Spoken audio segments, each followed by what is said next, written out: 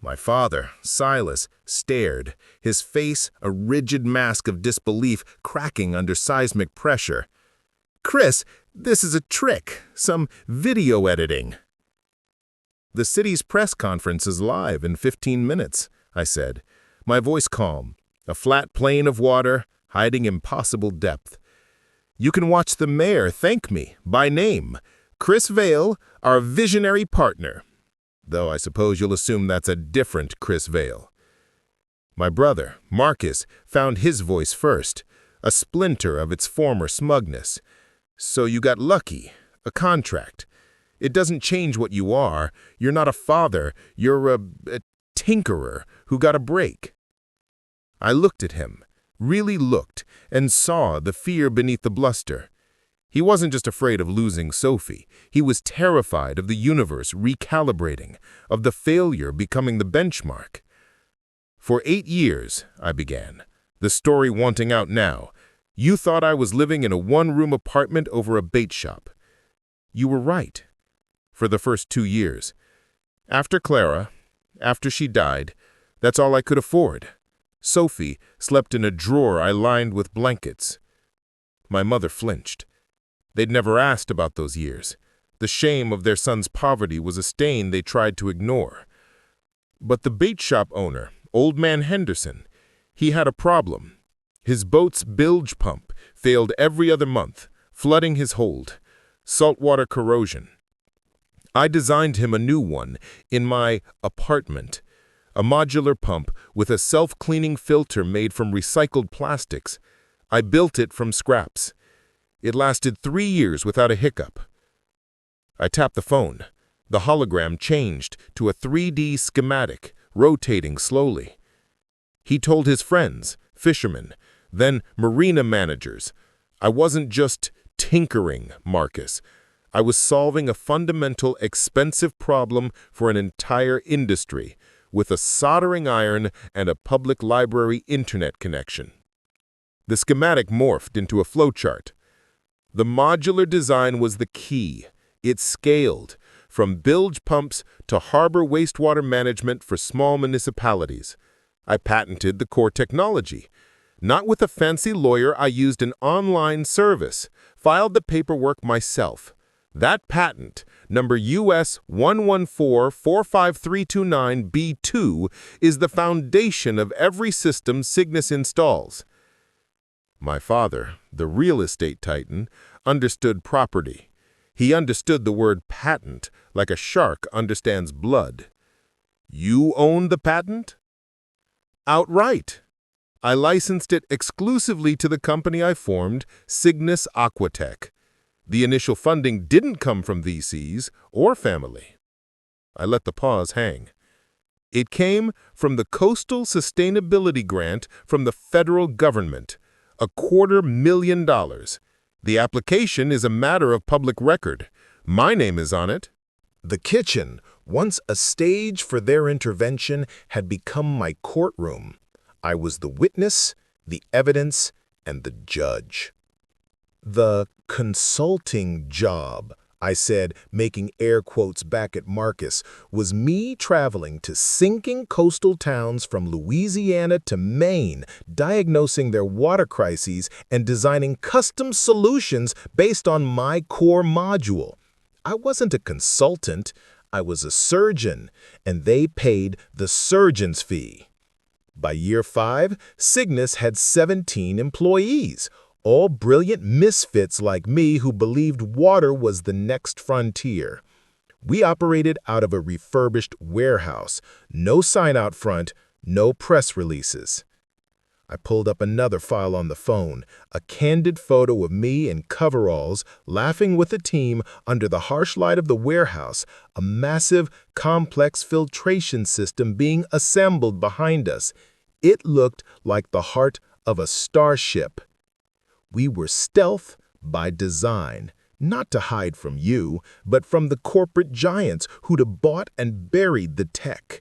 We needed to be too big, too entrenched in critical infrastructure to be ignored before we stepped into the light. "The city contract?" my mother whispered, finally grasping the scale. was the culmination, not luck, strategy.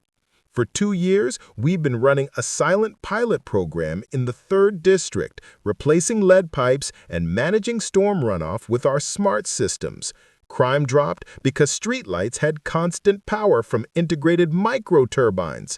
Pediatric asthma cases fell by 18%. The data spoke for itself.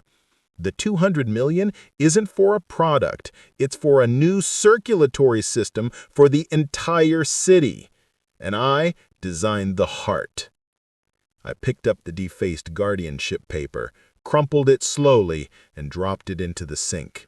I turned on the garbage disposal.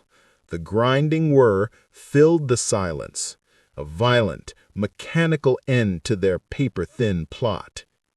You came here tonight to use my past, my grief, as a weapon, I said over the noise. You thought my present was too feeble to fight back. You never considered I might have a future you couldn't imagine. I turned off the disposal. The sudden quiet was deafening. The recording you heard is already with my legal team, along with a file detailing every defamatory statement, every manipulated document you prepared to prove me unstable. It includes financial forensics, tracing the anonymous tips to the family business about my supposed destitution. It's all there, a map of your conspiracy. Marcus sagged against the counter. Chris, we're family. No, the word was final, absolute. Family is the unit that protects its most vulnerable. You saw my vulnerability, a grieving single father, and you weaponized it. You are syndicates, and tonight your hostile takeover failed. I walked to the foot of the stairs. I am taking my daughter. You will not follow. You will not call.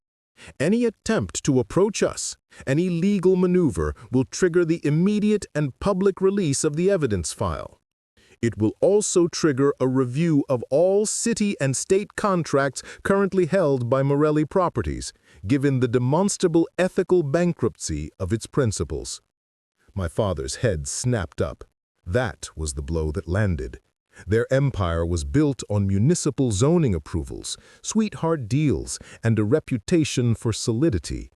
A scandal like this would be a poison pill. I ascended the stairs, each step a deliberate act of departure. In Sophie's room, painted with planets and stars Clara had stenciled, my resolve softened. She was curled around a worn stuffed otter. "Hey, little star," I murmured, smoothing her hair. "Time to go home." She blinked awake. "Grandma's house?" "No, my heart, our lighthouse."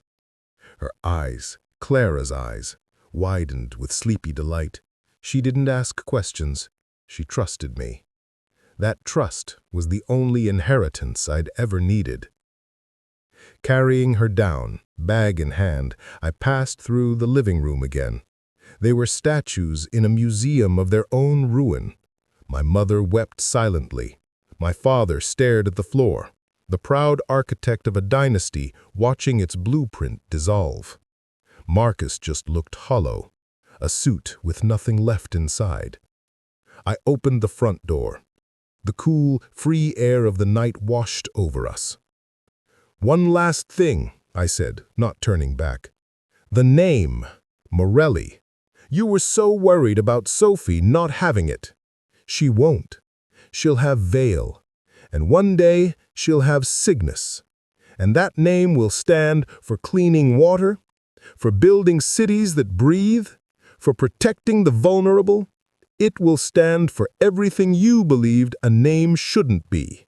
And it will be more powerful than yours ever was." I didn't wait for a reply. I buckled Sophie into the car, a modest, electric vehicle she didn't know was one of 3 I owned. As we pulled away from the curb, from the house of ghosts and judgment, I saw the front door still open, a rectangle of yellow light spilling onto the empty lawn. The family court hearing was a formality. My lawyer, a relentless woman named Eris Thorne, presented the recording and the evidence file. The judge, a man with a grandson with asthma, listened with a deepening frown. He not only dismissed their petition, but in a rare move, sanctioned them for court costs and initiated a custody evaluation of them, citing a profound distortion of parental fitness. The scandal broke not with a bang, but a slow, relentless leak. A business journalist, tipped anonymously, not by me, connected the dots between the crumbling Morelli properties and the stunning rise of Cygnus Aquatech. The story wrote itself. From family outcast to city savior, the tech genius his dynasty tried to destroy. The recording wasn't released, but its existence was hinted at, which was somehow worse. The speculation was more damaging than the truth. Their business, built on leverage and reputation, unraveled. Lenders called in notes. The city blacklisted them for all future contracts. Within a year, Morelli Properties was a shell, its assets sold off to satisfy debts.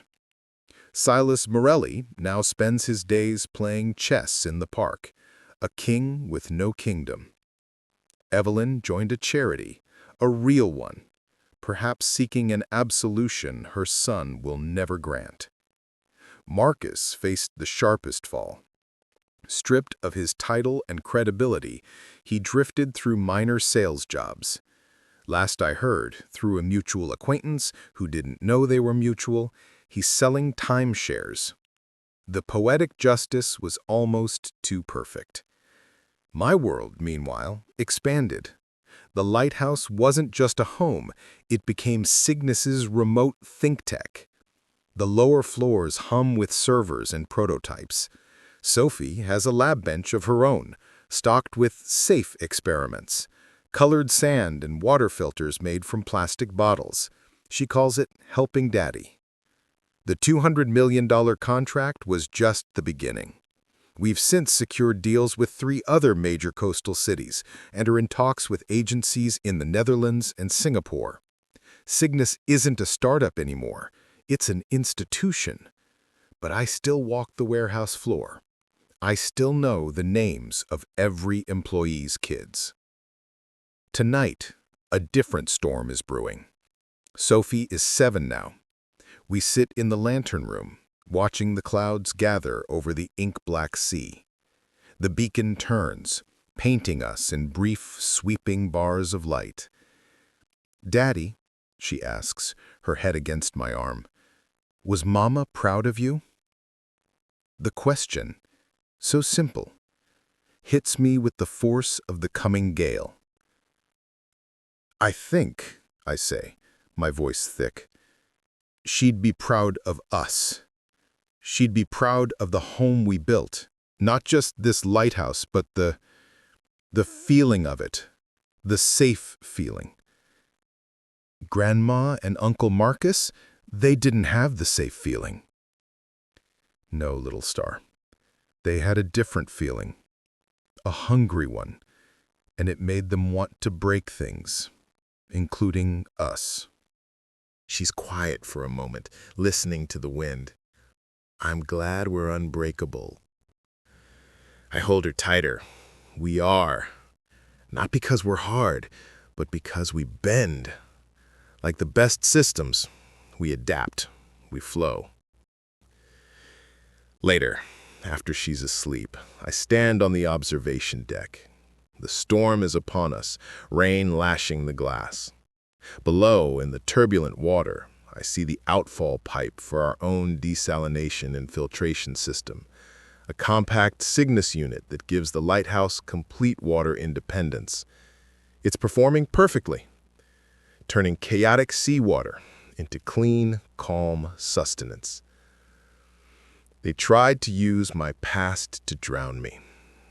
They didn't understand I'd learned to breathe underwater. They tried to take my daughter, my future. They didn't realize I was already building her world, piece by impervious piece, from the very element they thought would be my ruin. The beacon cuts through the storm, a steady, relentless pulse. A warning, a guide, a promise. It is no longer just a light for ships. It is a signature on the sky, written in light, over the deep, dark, conquering sea. Chris Vale. Here, unbroken.